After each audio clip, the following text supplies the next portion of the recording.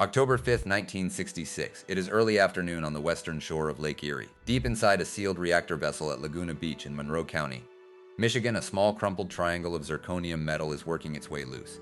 It is a thin curved plate smaller than the palm of a hand, and it had been bolted near the bottom of the core years earlier as a safety part.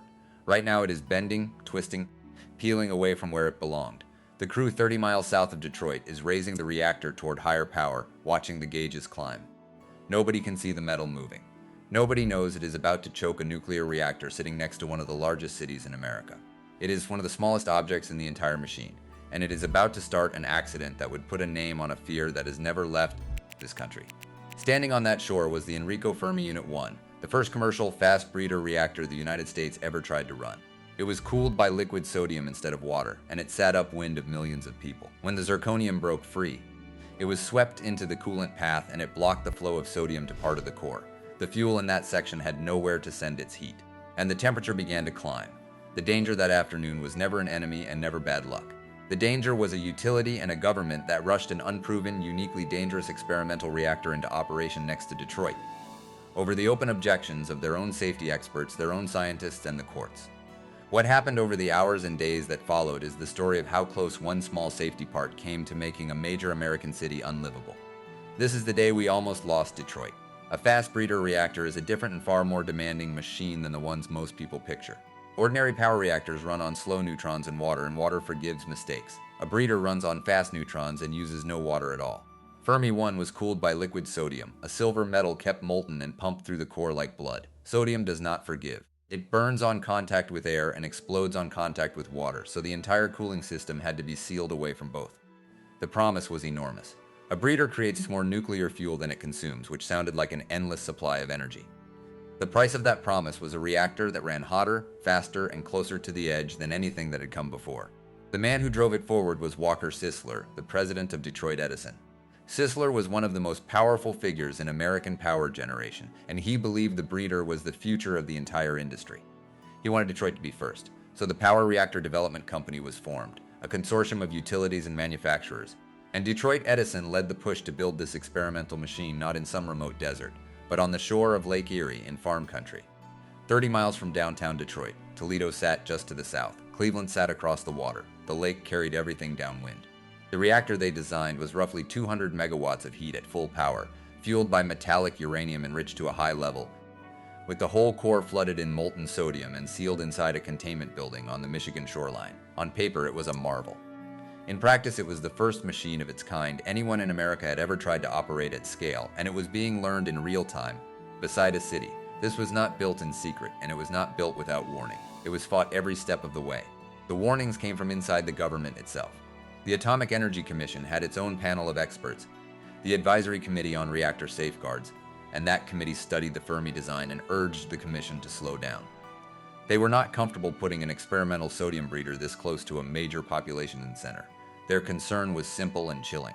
A fast breeder can, under the wrong conditions, rearrange its own melting fuel into a tighter shape, and a tighter shape can run faster, and faster can run away. They asked for caution. They did not get it. The labor unions fought it too.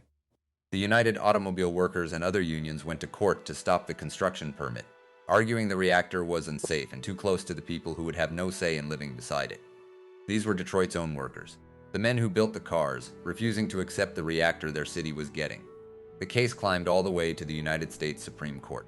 In 1961, in Power Reactor Development Company versus the Electrical Workers Union, the court let the project go forward, ruling on a technical question of timing rather than on whether the reactor was safe.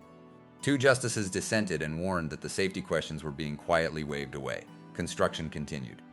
During the long fight over the license, the famous physicist Hans Bethe had testified that the kind of catastrophic accident the critics feared simply could not happen at Fermi. His word carried enormous weight.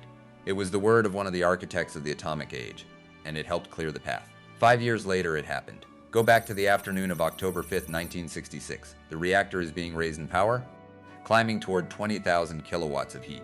The control room is watching the instruments. Then the readings stop making sense. The temperature coming off part of the core is rising when it should be steady. Inside the vessel, the loose zirconium plate has lodged across the bottom of two fuel subassemblies and strangled the sodium trying to reach them. In those channels, the coolant flow has fallen to almost nothing. The fuel keeps making heat. The sodium that should carry it away is not getting through. Then the radiation alarms go off. Monitors inside the building begin to scream that fission products are loose in the coolant, the signature of fuel that has been damaged. To the operators in the control room, this is the worst sentence a nuclear plant can speak. Something inside the core has failed. They cannot see it. They cannot reach it. They can only read the needles climbing in front of them and understand what those needles mean. They scram the reactor. The control rods drop into the core. The chain reaction stops. The afternoon goes very quiet, except for the alarms. The plant had been climbing toward a milestone that day. Fermi 1 had first gone critical back in August of 1963, and it had spent 3 years crawling toward full power. Just 2 months before, in the summer of 1966, it had finally reached its design power level for the first time. This run on October 5th was supposed to be another step in proving the breeder could work. Instead, it became the day the machine turned on itself, at the worst possible moment, with everyone watching the wrong gauges. But shutting the reaction down does not tell anyone what just happened.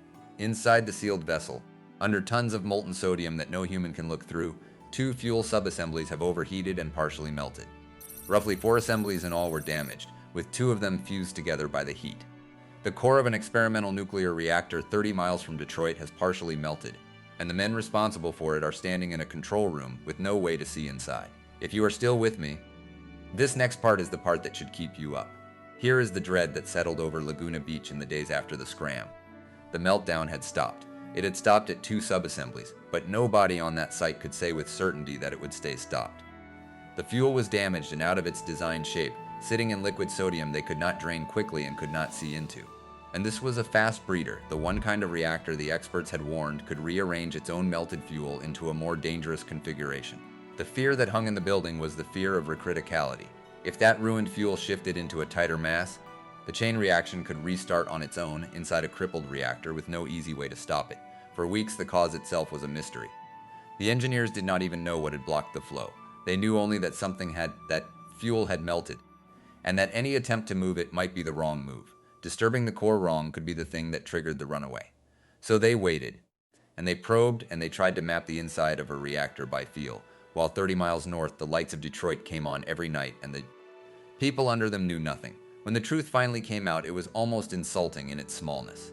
The thing that had nearly cost a city was a piece of zirconium shielding. It had been added inside the vessel as a safety measure, fitted near the bottom of the core to help catch and guide molten fuel if the worst ever happened. One of those plates had torn loose and gone where it was never meant to go, dropping into the path of the coolant and capping off the inlets to the fuel above it. The safety part had become the cause. The single piece of metal installed to protect against a meltdown was the piece of metal that started one. Recovering from it was its own slow nightmare. Engineers spent years working out how to look inside a vessel full of opaque liquid sodium, a metal that would catch fire the instant air reached it. They built special tools to reach into the core blind, map the damage by feel, and worked under the constant knowledge that one wrong move with the fuel could be the move that mattered. It took until nearly the end of the decade to fully understand what a hand-sized triangle of zirconium had done. There were no deaths at Fermi 1. No public radiation release was ever reported, and the containment held, so the human cost here is not a body. It is the men who lived the hours when nobody knew, and the city that never learned how close it came. Picture the operators in that control room on the afternoon of the 5th. These were not careless people.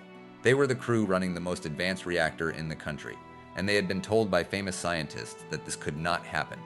Then their radiation monitors lit up. The meaning was instant and total, and they had to act on it without being able to see a single thing that was failing. One of the men who worked at that plant gave the accident the only words that ever stuck to it. He said, simply, that they had almost lost Detroit. He could not see inside the core either. He just knew what the alarms meant, and he knew what sat 30 miles downwind. And then there were the people of Metro Detroit and Toledo and the towns along the lake. They went to work. They drove home.